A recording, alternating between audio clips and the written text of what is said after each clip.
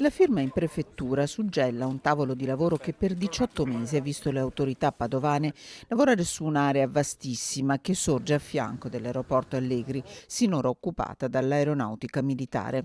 Dopo 60 anni l'aeronautica lascia la città, ma la zona sarà riqualificata.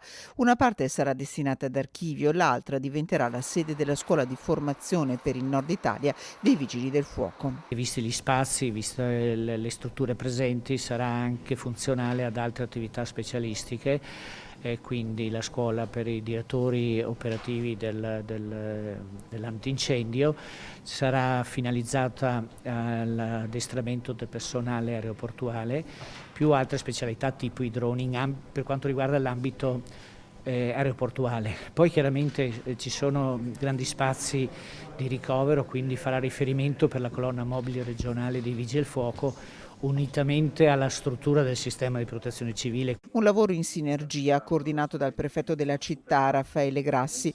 165.000 metri quadrati liberi potevano rappresentare un problema, diventeranno invece una risorsa.